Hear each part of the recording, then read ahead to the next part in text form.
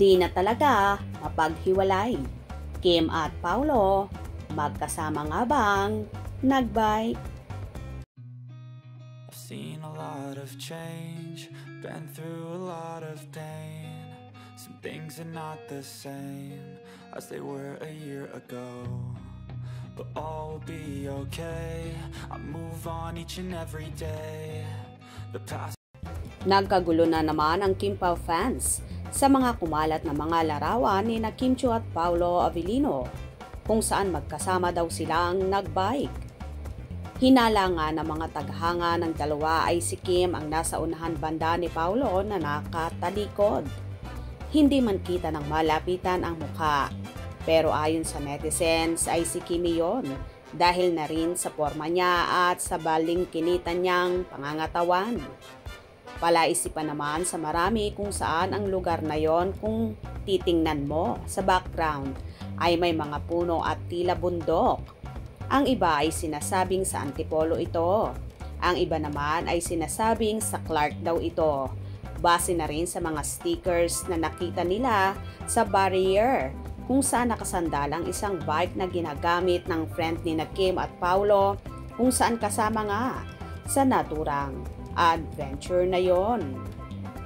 May mga fanay naman na nagkomento na magkasundo daw ang Kim Pao sa mga ganitong bagay.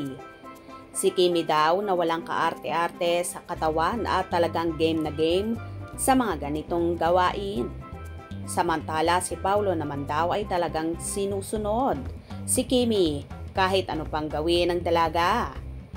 Matatandaan na mahilig talaga si Kim sa mga sports at adventure na kagaya ng mga ganito at palagi niya ring nahihila si Paolo. Kaya naman tuwang-tuwa ang kanilang mga supporters sa palagi ang paayuda ng Kim Pao. Anyway, naganap ang pagbabike na ito nung Huwebes kung saan may nagsasabing kaya pala wala ang dalaga sa afternoon show na It's Showtime noong Huwebes. Ang fanay naman ay sinasabing rest day daw ni Chinita Princess kapag Thursday. Dahil Monday to Sunday nga ay nagtatrabaho siya. Kaya nga siguro nilalaan niya ang Thursday para sa sarili at makapagpahinga with bonding na rin sa napapabalitang kasintahan na si Paolo Avellino. Biruin mo naman, Monday to Saturday ay nasa It's Showtime siya. Samantalang Sunday naman ay makikita siya sa Asap Natin To. At in fairness ha, meron pa siyang Pinoy Big Brother naman sa dalaga hanggang may binibigay sa kanyang blessings at mga proyekto.